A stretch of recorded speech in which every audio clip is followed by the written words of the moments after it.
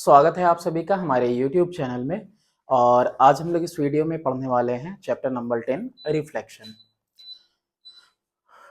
तो शुरुआत करते हैं। रिफ्लेक्शन के बारे में हम सब जानते हैं, अपने डेली के दिनचर्या में हम लोगों का सामना आईने से होता ही है ना। तो इमेज जो है आपके मिरर में फॉर्म होती है जब आप चेहरा देखते हो behind the mirror as the object is in the front. तो यहाँ पे होता क्या है कि जब भी आप आईने में अपना चेहरा देखते हो तो जितने दूरी पे आप खड़े रहते हो तो आईने में भी उतने ही बैकवर्ड डिस्टेंस पे ऐसा लगता है अंदर की तरफ आपका इमेज फॉर्म हो रहा है। तो ये किसकी वजह से होता है? Just because of reflection. चलो आगे देखते हैं। यहाँ पे ये देखो, ये अपना चेहरा दिख रहा है। अब ये जो बीच वाली लाइन है, यही लाइन है एम, है ना, जिसमें क्या हो रहा है? रिफ्लेक्शन हो रहा है। ठीक है। और जितने डिस्टेंस पे ये है, अंदर भी उतने ही डिस्टेंस पे इमेज का फॉर्मेशन होने वाला है। और इसी लाइन एम को क्या बोलेंगे हम लोग? इसको बोलेंगे मिरर लाइन। क्या बोलते हैं इसको? मिरर लाइन, या फिर कहेंगे रिफ्लेक्शन लाइन, या फिर कह सकते हैं हम मीडिएटर भी। तो ये नॉर्मल चीज है, ये इसके बारे में आप जानते हो। अब यही पिक्चर है बटरफ्लाई की। देखो इस साइड में हम इसका क्या करवाने वाले हैं? रिफ्लेक्शन, है ना, इस साइड में। तो इस साइड जब रिफ्लेक्शन हो रहा है तो ये वाला पार्ट बिल्कुल इस साइड इस तरह से आ गया, है ना। ये ऐसे है तो जितना दूरी पे है ये उतना ही दूरी पे आपका फॉर्म हो रहा है।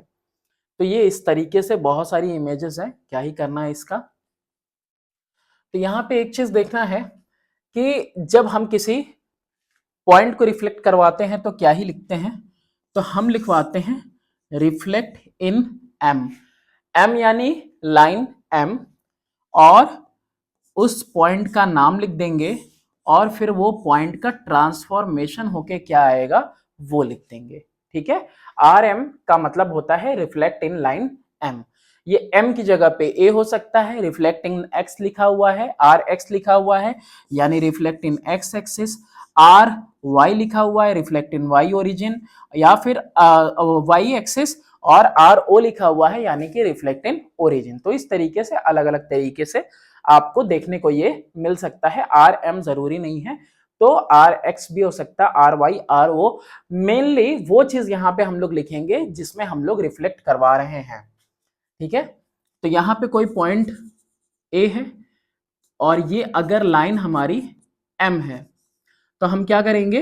ये परपेंडिकुलर ड्रॉ करेंगे इसके ऊपर, और परपेंडिकुलर ड्रॉ करके देखेंगे कि कितने डिस्टेंस पे बन रहा है।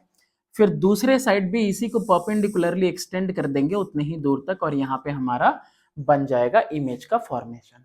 इसको और सारे एग्जाम्पल से देखते हैं, और एक्सरसाइज में कुछ डायग्राम्स दिए हैं वो भी हम लोग देखते हैं। कैसे ऑब्टेन करेंगे image of a point after reflection? तो ये चीज तो हमने आपको बता दी कि अगर कोई भी लाइन है, यहां पे अगर आपका वो पॉइंट है ना, जैसे बी है, तो इसके लिए क्या करोगे? इसके ऊपर परपेंडिकुलर ड्रॉ करोगे, बिल्कुल परपेंडिकुलर, और फिर बैक साइड में भी उतना ही डिस्टेंस पे इसको एक्सटेंड कर देंगे, और जहां ये लाई करेगा वही इसकी क्या होगी? इमेज होगी। ठीक है। ये जो डिस्टेंस है, मान लो यहाँ पे ये ओ लिख देता हूं मैं, तो ये जो बी ओ है ना, बिल्कुल इक्वल होना चाहिए बी डैश ओ के, है ना। इन दोनों में थोड़ा सा भी गैप नहीं होना चाहिए, एकदम एग्जैक्टली सेम होना चाहिए। चलो अब यहाँ पे एक और चीज देखो, यहाँ पे हमने आपको बताई नहीं लेकिन वो भी ध्यान देने की चीज है। वो ये कि जब कभी भी हम आईने में देखते हैं ना, तो आईने में हमको लैटरली इन्वर्टेड इमेज मिलती है। ठीक है, कुछ इस तरीके से, है ना। LHS RHS के साइड दिखता है, RHS LHS के साइड दिखता है। तो यहाँ पे कुछ डायग्राम्स हम लोग बनाने वाले हैं, कंप्लीट करने वाले हैं, जिससे कि हम आगे, है ना, नेक्स्ट एक्सरसाइज में और अच्छे तरीके से क्वेश्चन कर सकें। ये पॉइंट सी है, इसको रिफ्लेक्ट करवाना है, और लाइन एम ये है। तो देखो यहाँ पे हमने देख लिया कि डिस्टेंस कितना है, उतना ही डिस्टेंस दूसरी साइड भी हमने नाप लिया और यहाँ पे पॉइंट लगा दिया, और सी इस तरह से बनेगा, है ना। लेकिन सी की बनेगा वैसे, लेकिन यहाँ पे सी नहीं है, वो सी डैश ही है।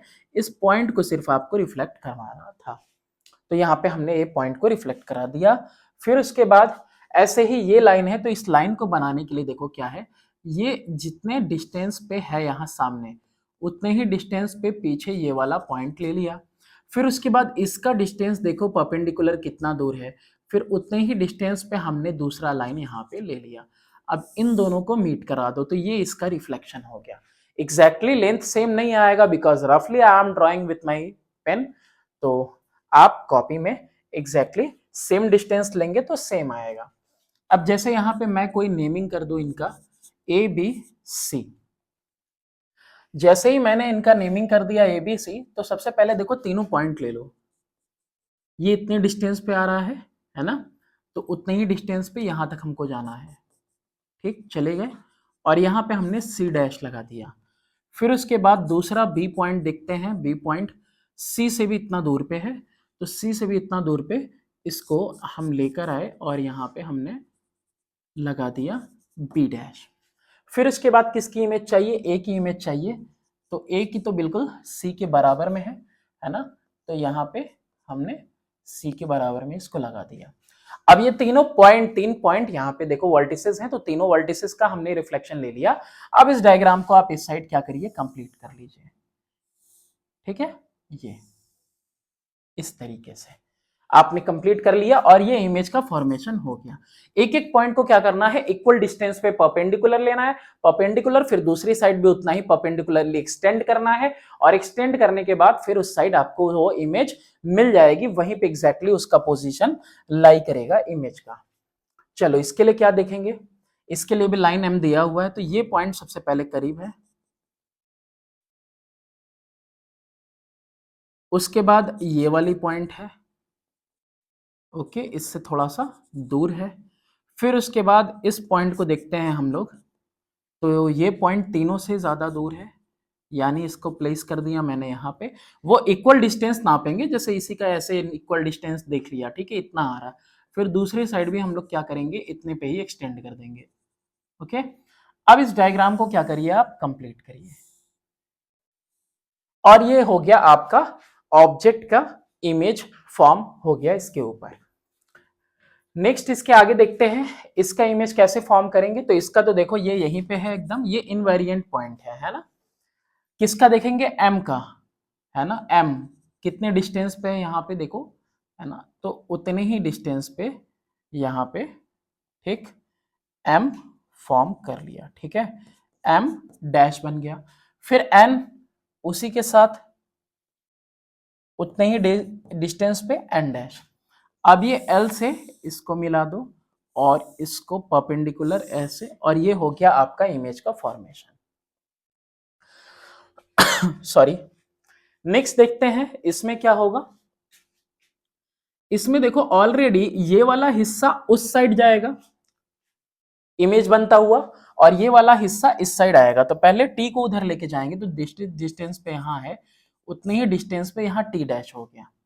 ओके, फिर उसके बाद आर को अगर देखें हम यहाँ पे, तो आर कहाँ आएगा, आर कुछ यहाँ आ जाएगा।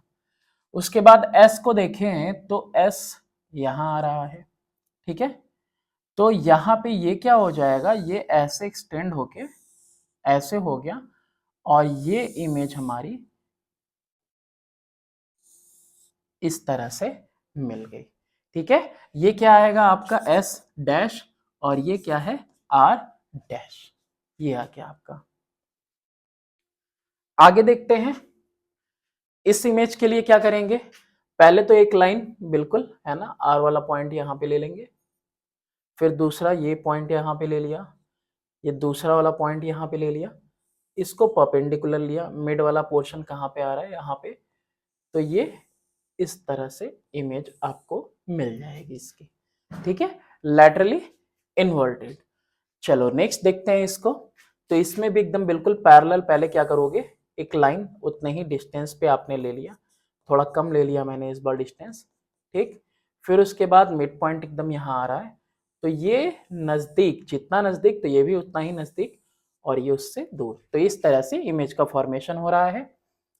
फिर उसके बाद ये है, तो एग्जैक्टली ये यहाँ पे इनवेरिएंट होगा, यही इसका जो है अपना खुद का इमेज भी यही है, ये P और R के लिए भी यही है।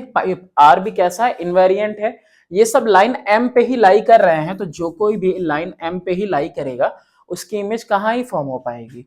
तो क्या करेंगे, इसको ये P परपेंडिकुलर बनाया, फिर नीचे भी परपेंडिकुलर उतना ही दूर तक, तो ये आ गया P डैश, और ये हमने इसको फॉर्म कर दिया।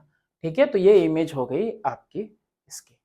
ये Q और R ये इनवेरिएंट है, क्योंकि किसके ऊपर लाई कर रहे हैं, सेम टू सेम उसे M पे मीडिएटर वाली जो लाइन है या रिफ्लेक्टर वाली जो लाइन है उसी पे एकदम बिल्कुल लाई कर रहे हैं, तो इसलिए वो इनवेरिएंट।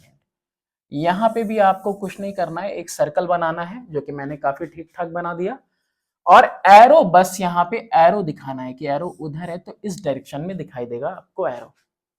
ये हो गया कंप्लीट। इसके बाद क्या कह रहा है, यहां पे फिगर 10.07 है, P1 is the image of P under reflection line AB। Okay, ये AB में रिफ्लेक्ट करवाएंगे हम लोग, किसको, इसको। तो यहां इरेजर लेके थोड़ा सा ऐसे कर दें, ठीक है। अब इसमें अगर हम इसका इमेज लेते हैं P का, तो यहाँ पे परपेंडिकुलर ड्रॉ करेंगे, फिर उतना ही नीचे ड्रॉ करेंगे, और यहाँ पे हम लोग फॉर्म करेंगे P1, जो कि इमेज है किसकी, P की। P की इमेज है यहाँ पे आपकी P1, है ना, और ये इमेज लाइन AB पे, यानी AB किसकी तरह काम कर रहा है, रिफ्लेक्टर की, वो रिफ्लेक्ट कर रहे हैं लाइन M में। और यहाँ M इसलिए नहीं लिख रहे हैं क्योंकि बार बार हमको यहाँ पे क्या करना है, चेंज करना है। जैसे P2 is the image of P under reflection BC। P2 P का इमेज है, BC में रिफ्लेक्ट करवाना है। BC देखो यहाँ पे पहले हमने क्या किया, BC को ज्वाइन कर दिया, ठीक। तो जैसे ही हमने BC को ज्वाइन किया हमने, तो P का रिफ्लेक्शन करवाएंगे, तो यहां से हमको क्या करना होगा, एक सीधा परपेंडिकुलर लाइन लेना होगा और इसको आगे तक के लिए एक्सटेंड कर देना होगा, ठीक है। तो ये एक्सटेंड होके क्या बन जाएगा, P2 इमेज बन जाएगा, ठीक है। फिर आगे क्या कह रहा है, इसके अलावा कह रहा है कि P3 is the image of P under reflection in line CA। तो P3 CA में रिफ्लेक्ट होगा। CA दिख रहा है, CA पहले यहां पे ज्वाइन कर दो, है ना, क्योंकि ये क्या बनेगा, हमारा रिफ्लेक्टर बनेगा, है ना, मीडिएटर इसी में रिफ्लेक्ट होना है। तो ये बिल्कुल कॉन्ग्रुएंट है। तो क्या करेंगे हम लोग, इसको बिल्कुल इसको यहीं पे यानी बी पे ही क्या बनेगा, P3 का इमेज बनेगा। अब यहाँ पे कुछ और भी कह रहा है, ये कुछ और में ये कह रहा है कि what do you observe about the point P1, P2 and P3। P1, P2 और P3 के लिए क्या बात ऑब्जर्व कर रहे हो आप। तो यहाँ पे प्रैक्टिकली इसको बना के देखना कि ये तीनों जो है सेम लाइन में लाई कर रहे हैं। क्या लिखेंगे हम, P1, P2, P3 lie on same straight line.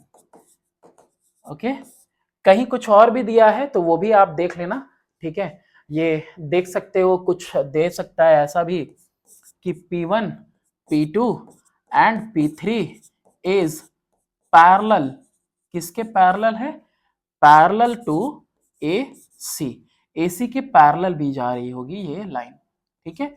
तो ये भी अगर दिया हो तो कोई दिक्कत की बात नहीं है, ये अपना अपना ऑब्जर्वेशन है कि आप क्या ऑब्जर्व कर रहे हैं, और उस ऑब्जर्वेशन के अकॉर्डिंग आपको आंसर यहाँ पे देना है। चलिए यहाँ पे एक और देखते हैं कि under reflection lines which are parallel to the mirror have images which are also parallel to the mirror line. आपको बताना है ट्रू और फॉल्स। तो पहले हम ऐसा कुछ प्रैक्टिकली देखते हैं, और प्रैक्टिकली देखने के लिए हमें क्या करना होगा, इमेज ड्रॉ करनी होगी। तो यहाँ पे हमने कोई पैरेलल लाइन ले ली, जो लाइन क्या है, पैरेलल है किसके, हमारे लाइन M के, लाइन M के पैरेलल है ये हमारा ऑब्जेक्ट। और ऑब्जेक्ट का जब हम इमेज फॉर्म कराएंगे तो इमेज भी आप देखोगे कि बिल्कुल कैसा आ रहा है, पैरेलल आ रहा है, बिल्कुल पैरेलल आएगा, ठीक है। ये भी इसके पैरेलल होगा, तो यस लिख दोगे। इसके अलावा अगर इसके कुछ और है, अगर रेक्टेंगल हम फॉर्म कर रहे हैं तो इस साइड इमेज भी कैसा होगा, बिल्कुल रेक्टेंगुलर होगा। तो ये जो पैरेललिज्म है वो बिल्कुल क्या रहता है, कंजर्व रहता है। क्या रहेगा वो, कंजर्व रहेगा, किस में, रिफ्लेक्शन में। तो यहां पे क्या हो जाएगा इसका आंसर, यस हो जाएगा। अब ये तो बहुत ही बेसिक चीजें थी, ठीक है। अब इसके बाद हम लोग प्रॉपर्टीज रिलेटेड टू रिफ्लेक्शन पढ़ेंगे नेक्स्ट वीडियो में, और उसके बाद सॉल्व करेंगे हम एक्सरसाइज के सारे question answers. Thanks for watching, do subscribe and share my channel.